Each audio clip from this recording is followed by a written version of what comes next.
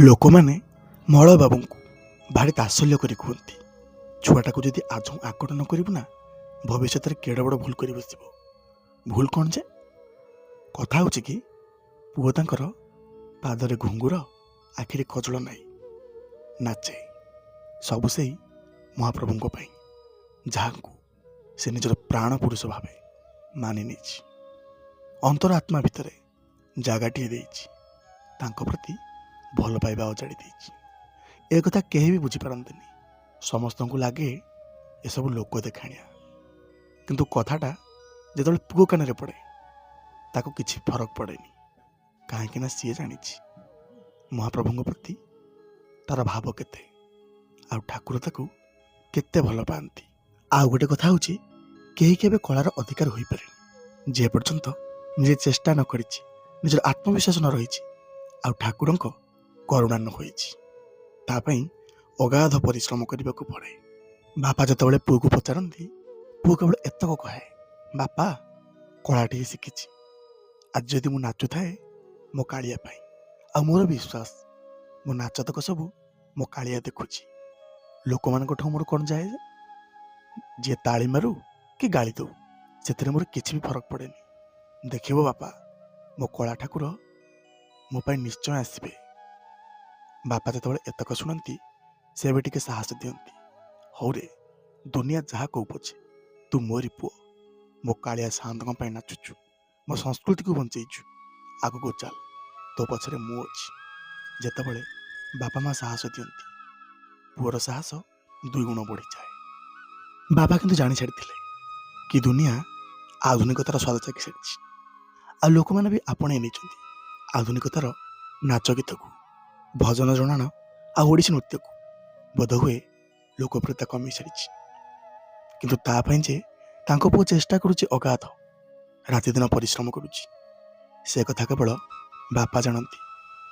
ବେଳେବେଳେ ମଣିମାଙ୍କୁ ହାତ ଯୋଡ଼ି ଦେଇ କୁହନ୍ତି, ସେ ତୁମରି ଦାନ, ତୁମରି କାମରେ ଲାଗିଛି, ତୁମରି ସେବାରେ ନିଜକୁ ସମର୍ପଣ କରିଦେଇଛି, ତାକୁ ଟିକେ ସାହା ହେଇଥିବ। ହଁ, ମହାପ୍ରଭୁ ଜଗନ୍ନାଥଙ୍କ ପାଇଁ ଯେ ନିଜକୁ ସମ୍ପୂର୍ଣ୍ଣ ରୂପେ ସଜାଗ ରଖିଛି, ତାର ବା ଅସୁବିଧା କେଉଁଠୁ ଆସିବ? ଆଉ ଯଦି ବି ଅସୁବିଧା ଆସେ, କୌଣସି ନା କୌଣସି ମତେ ସବୁକିଛି ମେଣ୍ଟିଯାଏ। ତା ଛଡ଼ା ମହାପ୍ରଭୁ ଜଗନ୍ନାଥ ନାଚ ଗୀତକୁ ଯେ ଏତେ ଭଲ ପାଆନ୍ତି, ଯୁଗେ ଯୁଗେ ପ୍ରମାଣ ଅଛି। ପୁଅ ତାଙ୍କର ବେଳେବେଳେ ହାତ ଯୋଡ଼ି ଦେଇ କୁହେ, ମଣିମା ମହାପ୍ରଭୁ ହେ, ମୁଁ ସିନା ତୁମ ପାଇଁ ଦେବଦାସୀ ହୋଇପାରିବିନି, କିନ୍ତୁ ବଞ୍ଚିଥିବା ପର୍ଯ୍ୟନ୍ତ ତୁମରି କଳାକୁ ଆପଣେଇବି, ତୁମ ପାଇଁ ନିହାତି ନାଚୁଥିବି, ଆଉ ତୁମ ପାଇଁ ନିହାତି ଗାଉଥିବି। ଏହି କଥାକୁ ଯେ ଖାଲି କଥାରେ କହିଦେଲେ ହବ ତା ନୁହେଁ, ବରଂ ପୁଅ ନିହାତି କରେ। ରାତି ଯେତେବେଳେ 11ଟା କି 12ଟା ହୋଇଯାଏ, ହଠାତ୍ ବାପାଙ୍କର ନିଦ ଭାଙ୍ଗିଯାଏ। ବାପା କାନ ଡେରି ଶୁଣନ୍ତି, କିଏ ରେ ପାଦରେ ଘୁଙ୍ଗୁର ବାନ୍ଧି ଏମିତି ରାତିରେ ନାଚୁଛି। ବାପା ଲୁଚି ଲୁଚି ଆସି ଦେଖନ୍ତି ତ, ଆଶ୍ଚର୍ଯ୍ୟର କଥା, ଆଗରେ ଥୁଆ ହେଇଛନ୍ତି ମହାପ୍ରଭୁଙ୍କର ଦିବ୍ୟ ମୂର୍ତ୍ତି, ଆଉ ତାଙ୍କରି ଆଗରେ ପାଦକୁ ପାଦ ଛନ୍ଦି ନାଚୁଛି ପୁଅ। ଏ ଦୃଶ୍ୟ ଦେଖିଲେ ସତରେ ଭାବବିହ୍ୱଳ ହୋଇଯାନ୍ତି ବାପା। ସତରେ ଯେ ଭକ୍ତଟିଏ ଭଗବାନଙ୍କୁ ଏତେ ଭଲ ପାଏ, ଆଉ ନିଜ କଳାରେ ବଞ୍ଚିବା ପାଇଁ ଯେ କେତେ ଚେଷ୍ଟା କରେ, ତାହା କେବଳ ସେଇ ଅଧରାତି ହିଁ ପ୍ରମାଣ ଦିଏ। ଏ କଥା କିନ୍ତୁ ସାଇ ପଡ଼ିଶାଙ୍କ ଦେହରେ ଯାଏନି। ଗାଁ ଲୋକମାନେ ତ ଆଧୁନିକତାର ନାଚକୁ ପ୍ରଶ୍ରୟ ଦେଇଛନ୍ତି, କରିବେ ବା କ'ଣ? ଅନେକ ବର୍ଷ ବିତି ଯାଇଛି, ନିଜର ନାଚ ଗୀତ ମାଧ୍ୟମରେ ଅନେକ ପ୍ରଶଂସାର ପାତ୍ର ବି ହୋଇସାରିଛି ପୁଅ। ଏଣିକି ଆଉ ଚିନ୍ତା ନାହିଁ, କିଛି ନହେଲେ କେହି ତ ଭଲ ପାଉଛି। ଏଇ କଥାକୁ ଆଗରେ ରଖି ଆଗକୁ ମାଡ଼ି ଚାଲେ ପୁଅ। ବାପା ବି ପଛରେ ଥାନ୍ତି। ପ୍ରତିବର୍ଷ ଜାଗର ଅମାବାସ୍ୟା ଠାକୁରକୁ ଗାଁରେ ଶିବ ମନ୍ଦିର ପାଖରେ ନାଚ ଗୀତର ଆୟୋଜନ ହୁଏ। କେତେ କେତେ ପ୍ରତିଷ୍ଠିତ ବ୍ୟକ୍ତି ଆସି ସମ୍ମାନିତ ହୁଅନ୍ତି ନିଜର କଳା ମାଧ୍ୟମରେ। ଏଥର ବାବୁ ବି ନିଜ ପୁଅ ନାଚିବା ପାଇଁ ଅନୁରୋଧ କଲେ, କିନ୍ତୁ ସମସ୍ତେ ହସିକି ଉଡ଼େଇ ଦେଲେ। କି ନାଚ ନାଚିବ ହୋ? ଖାଲି ନାଚିଦେଲେ ହବନି, ଆମକୁ ଭଲ ଲାଗିବା ବି ଦରକାର। କିନ୍ତୁ ଏ କଥାଟାକୁ ମନ ଭିତରେ ସାଇତି ସାରିଥିଲା ମଳୟ ବାବୁଙ୍କ ପୁଅ। ତାର ଦୃଢ଼ ବିଶ୍ୱାସ ଥିଲା, ହଁ ନାଚିବି, ଆଉ ତମମାନଙ୍କ ମନ ବି କିଣି ନେବି। ମୋ କାଳିଆ ସୁନା ପାଇଁ ମୁଁ ନିଶ୍ଚୟ ନାଚିବି ଗାଁ ଷ୍ଟେଜରେ।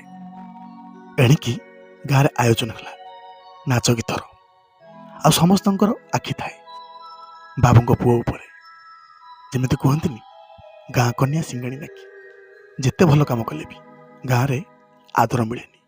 ଠିକ୍ ସେମିତି ସମସ୍ତେ ଚାହାନ୍ତି କିଛି ଗୋଟିଏ ଅଘଟଣ ହଉ, ଯେମିତି ପିଲାଟା ଷ୍ଟେଜ ଉପରକୁ ନ ଆସିପାରୁ। ହଁ, ତାହା ହିଁ ଘଟିଲା। ଦୈବ ଦାଉ ସାଧିଲା ସେଦିନ। ପୂର୍ବଦିନ ରାତିରେ କୌଣସି ଏକ ଜାଗାରେ ନାଚ ଗୀତ ସାରି ଫେରିବା ବେଳେ ହଠାତ୍ ଆକ୍ସିଡେଣ୍ଟଟିଏ ହେଲା।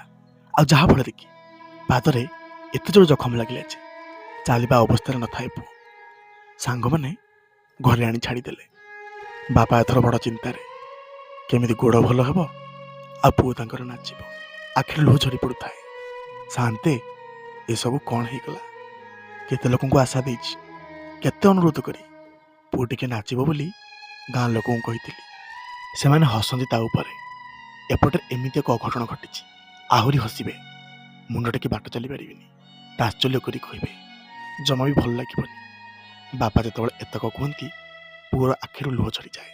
ସିଏ ବି ହାତ ଯୋଡ଼ି ଦେଇ କୁହେ, ମଣିମା ମହାପୁରୁ ହେ, ବାପା ମୋର କାନ୍ଦୁଛନ୍ତି। ଦେଖୁଛ ତ, ମୋର କିନ୍ତୁ ଦୃଢ଼ ବିଶ୍ୱାସ ଅଛି, ଯଦି ଆପଣ ଚାହିଁବେ ନା, ମୁଁ ପୁଣି ନାଚିବି। ଅସମ୍ଭବକୁ ସମ୍ଭବ କଲା ବାଲା ଆଉ କିଏ? ମୋ କାଳିଆ ଶାନ୍ତ। ଯେତେବେଳେ ଭକ୍ତଟିଏ ତାଙ୍କ ପାଖରେ ଲୁହ ଛଳ ଛଳ ଆଖିରେ କହିଛି, ନିଜକୁ ସମ୍ପୂର୍ଣ୍ଣ ରୂପେ ସମର୍ପଣ କରିଦେଇଛି, ଆଉ ଏତେ ବିଶ୍ୱାସ ବି କରିଛି, କେମିତି ବା ତାକୁ ଭୁଲିବେ? ଏପଟେ ଗାଁ ଲୋକମାନେ ହସ ମଜାର କଥାଟାକୁ ଉଡ଼ଉଥାନ୍ତି। ଦେଖରେ, ନାଚିବନି ବୋଲି କେତେ ଆଳ ଦେଖାଉଛି।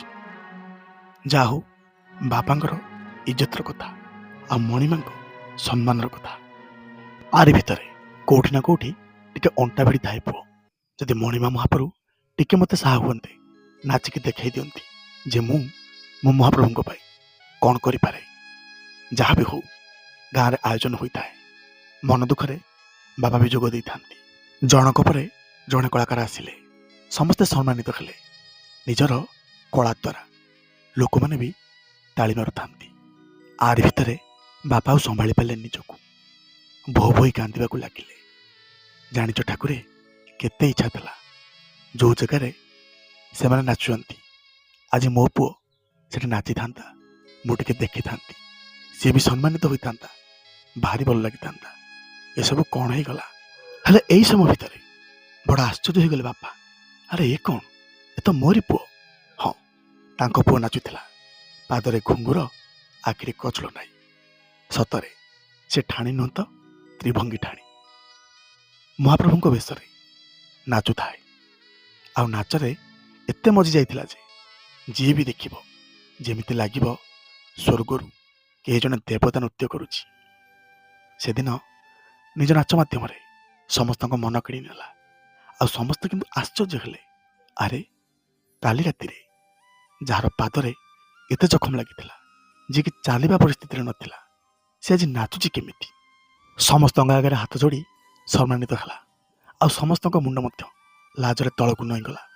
କାହିଁକି ନା ସମସ୍ତେ ତାର ଗୋଡ଼ ଟାଣିବାକୁ ବସିଥିଲେ, ଯାହାକି ମହାପ୍ରଭୁ କାଳିଆ ଶାନ୍ତ କରେଇଦେଲେନି। ସାହା ହେଲେ ଭକ୍ତକୁ। ବାପା ଯେତେବେଳେ ଆସି ଘରେ ପଚାରନ୍ତି, ପୁଅଟି କାନ୍ଦି କାନ୍ଦି କହୁଥାଏ, ଜାଣିଛ ବାପା, ସେଦିନ ରାତିରେ ସମସ୍ତେ ଶୋଇଗଲ, ମୋ ଆଖିରେ ନିଦ ନଥାଏ। ଠାକୁରଙ୍କ ପାଖରେ ହାତ ଯୋଡ଼ି ସେମିତି ବସିଥାଏ, ମୋ ପାଦକୁ ନେଇ। କ'ଣ ହେଇଗଲା ମଣିମା? ସତର କ'ଣ ମୁଁ ନାଚିପାରିବିନି? ମୋ ବାପାଙ୍କର ସମ୍ମାନ ରଖିପାରିବିନି? ତୁମ ପାଇଁ ନାଚୁଛି ବା। ଆପଣ ଚାହିଁଲେ ନିଶ୍ଚୟ ନାଚିବି। ଜାଣିଛ ବାପା, ରାତି ପାହାନ୍ତାରୁ କେହି ଜଣେ ଆସିଲେ, ମୋ ପାଖରେ ବସିଲେ, ଆଉ ଜାଣିଛ, ମୋ ପାଦ ବି ଆଉଁସି ଦେଲେ, ଆଉ କହିଲେ, ହଁ ନିଶ୍ଚୟ ନାଚିବୁ, ମୁଁ ପରା ଅଛି, ଡରିବୁନି। ଦେଖିବୁ, କାଲି ସର୍ବ ସମ୍ମୁଖରେ ତୋ କଳା ସାରା ଦୁନିଆ ଦେଖିବ। ଜାଣିଛୁ, ତୋ ନୀତି ମୋ ପାଇଁ ନାଚୁ। କଥା ଦେଉଛି, ତୋ ସାଙ୍ଗରେ କାଲି ମୁଁ ନାଚିବି। ଦେଖିବି ତୋତେ କିଏ ସେଠି ଅପମାନ କରିବ। ସେ ଏତକ କହି କେଉଁଆଡ଼େ ଯେ ଚାଲିଗଲେ, ଆଉ ମୁଁ ଜାଣିନି ବାପା। ଆଉ ଜାଣିଛ, ସେତେବେଳଠାରୁ ମୋତେ ଭାରି ଭଲ ଲାଗିଲା। ତାଙ୍କ ସହିତ ବିତିଥିବା ସେଇ କେଇ ମୁହୂର୍ତ୍ତ ମନେ ପଡ଼ିଗଲା ନା, ଶିହରଣ ସୃଷ୍ଟି ହୁଏ। ମୋତେ ଯେମିତି ଲାଗେ ମୋ ମଣିମା ମହାପୁରୁ ଆସିଥିଲେ ତାଙ୍କ କଳାକୁ ବଞ୍ଚାଇବା ପାଇଁ, ଆଉ ତୁମ ସମ୍ମାନକୁ ବଞ୍ଚାଇବା ପାଇଁ। ସେ ମୋତେ ଭଲ କରିଦେଲେ। ଯେତେବେଳେ ପୁଅ ମୁହଁରୁ ଏ କଥା ଶୁଣନ୍ତି, ବାପା ଭାବବିହ୍ୱଳ ହୋଇଗଲେ। ହାତ ଯୋଡ଼ି ଦେଇ କହିଲେ, ମଣିମା ମହାପୁରୁ ହେ, ଶୁଣିଥିଲି ଅକର୍ମା ଦାନୀ ସେ ଅଟନ୍ତି, କର୍ମେ ନଥିଲେ ଯାଚି ଦିଅନ୍ତି। ଆଜି ସତ କରିଦେଲ ମଣିମା। ମୋ ପୁଅକୁ ଆପଣେଇ ନେଇଛ ମଣିମା, ମୋର ଆଉ କ'ଣ ଦରକାର, ଧନ୍ୟ କରିଦେଇଛ ମୋତେ। ଲୋକମାନେ ବି ଶୁଣି ବଡ଼ ଆଶ୍ଚର୍ଯ୍ୟ ହେଲେ।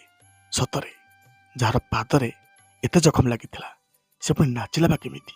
ସମସ୍ତଙ୍କର ବିଶ୍ୱାସ ସେଦିନ ବାବୁଙ୍କ ପୁଅ ସହିତ ମଣିମା ମହାପୁରୁ ଥିଲେ, ସେ ବି ନାଚିଥିଲେ।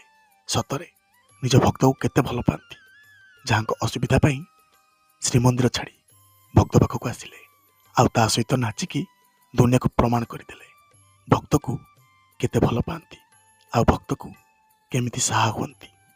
ନମସ୍କାର। ଆଜିର ଭିଡ଼ିଓଟି ଯଦି ଆପଣମାନଙ୍କୁ ଭଲ ଲାଗିଥାଏ ଜଣାଇବେ ନିଶ୍ଚୟ।